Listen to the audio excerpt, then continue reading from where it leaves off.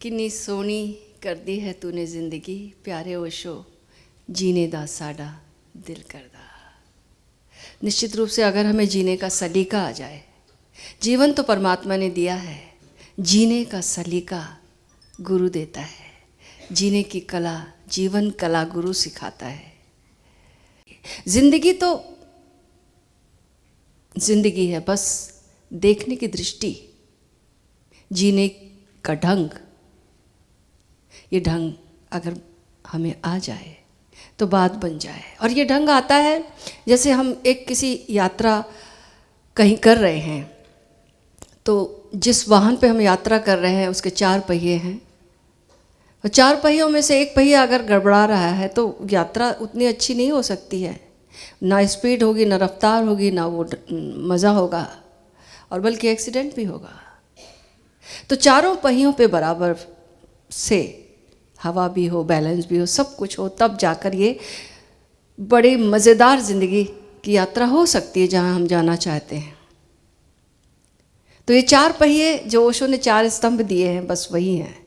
जीवन का सम्मान पहला पहिया, दूसरा आप लोगों से सुनना चाहूँगी, और तीसरा आप लोगों से, और चौथा ओंकार। बहुत बढ़िया, कितना अच्छा लगता है सुनकर के आप लोग इसको आत्मसात करके जा रहे हैं। और जो साइलेंस उतरता है आप लोगों की मौजूदगी में, ये काबिल तारीफ़ है। ये गुरु की ही कृपा है। इतने जल्दी ऐसा घटना ये कृपा से ही होता है। तो पहला जो है जीवन का सम्मान, हम कैसे करें जीवन का सम्मान? पता तो चल गया कि जीवन का सम्मान, पर करें कैसे इसका सम्मान? हाउ? थोड़ा सा बता दो। देखने का नजरिया, जीवन एक रहस्य है ना? इसको रहस्य की तरह देखें, इसको विस्मय विमुग्धता से देखें, तो हर रोज नया हो जाएगा। सूरज उगेगा, हर रोज का उगने का जो सौंदर्य है वो हमारी आंखों में नित नूतन होगा। चिड़ियों की चहचहाहट होती ही होती है, लेकिन हर रोज ये हमें विस्मय से भर देगी। और हम एक्चुअली तो उठते हैं सोकर, यही विस्मय का कारण है। बहुत सारे कारण है कि हम ना उठ पाए, बहुत लोग नहीं उठ पाते हैं, अंतिम समय होता है, लेकिन हम रोज़ उठाते हैं। इतना बड़ा कारखाना है और इसमें कितने कितने ऑब्स्ट्रक्शंस आ सकते हैं, लेकिन नहीं आए, और हम हर रोज़ जिंदा रहते हैं। ये क्या हमारे वश की बात है? क्या हम इसे साध सकते हैं? एक सांस भी क्या हम ले सकते हैं अपनी मर्जी की? नहीं ले सकते ना। ले सकते हैं क्या? कोई है इसका मालिक? तो ये तो उपहार स्वरूप है, और ये उपहार एक दिन के लिए मिला है। तो इस दिन, एक दिन के लिए जब कोई उपहार मिलता तो उसको हम किस भाव से लें? अहोभाव से, धन्यवाद भाव से, आशिकायत भाव से। अहोभाव से उल्टा शिकायत है, क्योंकि ये कम हमारी जो आदत है मिसिंग टाइल सिंड्रोम की, जो नहीं है वहाँ पर बार बार मन अटकता है। बस वो जो है वहाँ पर अटकाना सीख जाओ। ये है, बस बात बदलने की, आदत बदलने की बात है, दृष्टि बदलने की बात है। क्या है वो, उस पर अगर हमारा जीने की दृष्टि चली जाए तो फिर अहोभाव आएगा, ग्रेटिट्यूड आएगा। और ग्रेटिट्यूड जब आएगा तो आनंद से भर जाएंगे, और फिर आनंद से भर जाएंगे तो जीने का मन करेगा, और फिर हम गाएंगे जरूर कि किन्नी सोहनी तूने कर दी है जिंदगी ओशो प्यारे जीने दा साडा दिल करता। बहुत लोग हैं मरना चाहते हैं, कितने डिप्रेशन में जीते। इसी दुनिया में लोग जीवन नहीं पसंद करते, मरना चाहते हैं, बस अटके हैं, डिसीजन नहीं ले पाते, बस यही है। लेकिन मरे मरे जीते हैं। जीते कहाँ हैं? मरे मरे जीते हैं। जीता तो वही है जो इस जीवन को विस्मय विमुग्ध होकर जीता है, देखता है, उपहार की तरह लेता है। जब विस्मय से भरता है तो वो बनाने वाले की याद आ जाती है ना, और जब उसकी याद आ गई तो हमारी ऊर्जा उस ओर बहना शुरू हो जाती है। तो जीवन के सम्मान में ये प्यारा शरीर, ये मंदिर है, इसमें आत्मदेव विराजमान है, चैतन्य देव विराजमान है, हमारी भगवत्ता, परमात्मा, जो नाम देना चाहो, दिव्यता, वो हमारे भीतर वो मौजूद है। और ये मंदिर है। तो इस मंदिर का सम्मान सम्यकता से होगा। सम्यकता क्या है? हम सोचते हैं कि हम बहुत खा लिए तो हमने बहुत इसको आराम दिया। कभी होता है ऐसा? ज़्यादा खाने से आराम मिलता है शरीर को या पेट को, या बस थोड़ी देर अच्छा लगता है, लेकिन नहीं। अगर लेकिन आप सम्यक भोजन करेंगे तो जरूर आपको अच्छा लगेगा बाद में।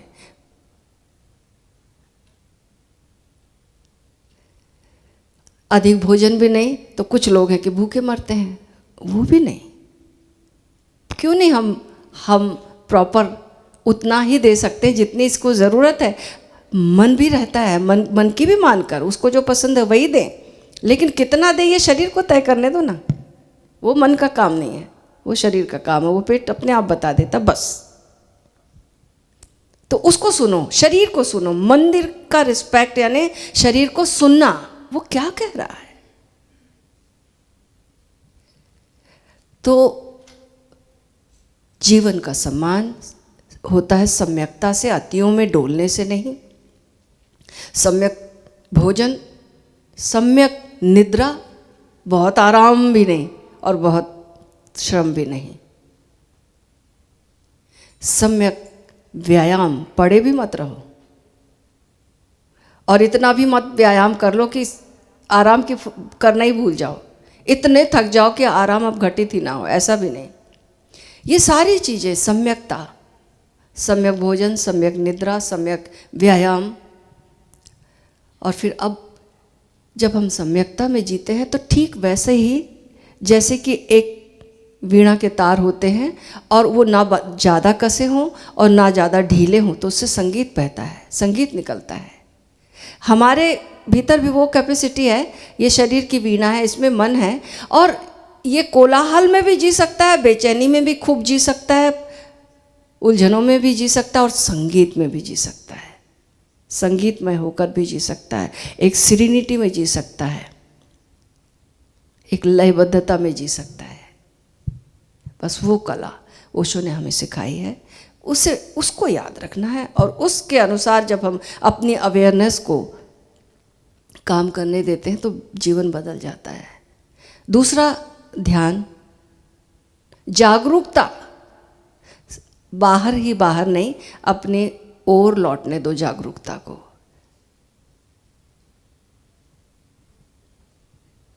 साक्षी होने की कला। जो भी हो रहा है जीवन में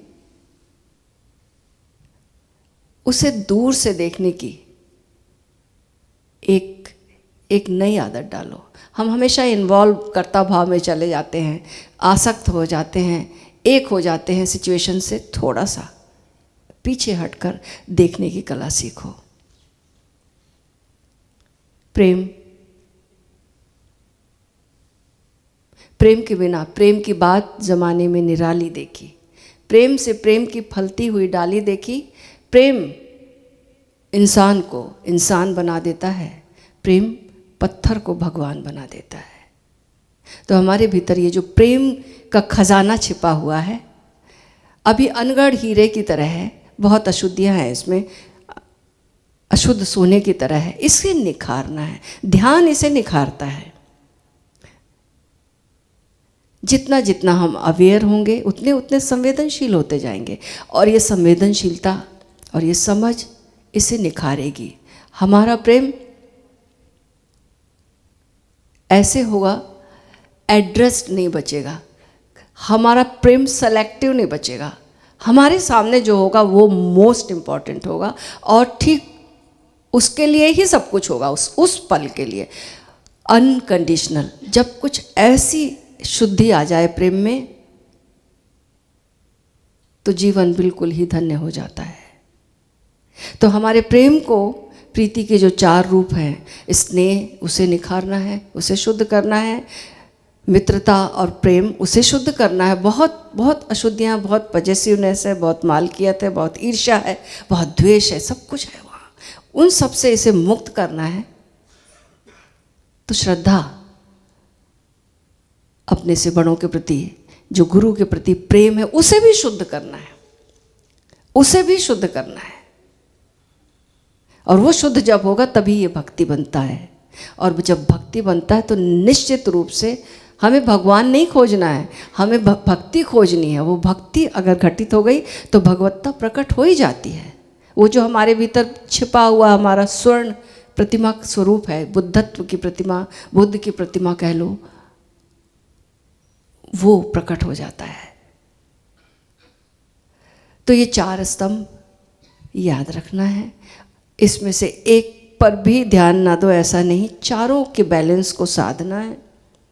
पहला अगर ठीक से जियोगे तो दूसरा आसानी से और अच्छे से आप समझ पाओगे, दूसरा जियोगे तो तीसरे में निश्चित रूप से और एक संवेदना पैदा होगी और एक समझ पैदा होगी, और इन सब को जीने से जीवन में एक लयबद्धता और वो जो मौन घटित होगा और वो जो शांति घटित होगी, उसमें गूंजता हुआ ओंकार। अब इसे भी, इसके प्रति भी, अब इसके साथ हमारा संबंध कैसा हो? प्रेम भरा, कोई टेक्निक की तरह नहीं, कोई फायदे के लिए नहीं, हमारा प्रेम विकसित हो जाए इसके प्रति, तो ये दूरी कम होती जाती है और एक दिन हम चुंबक की तरह ये ओंकार हमें खींचने लगता है अपनी ओर, हमारा अहंकार वाला रूप मिटने लगता है और हम इसकी ओर और करीब आते जाते हैं और एक दिन भगवत स्वरूप हो जाते हैं।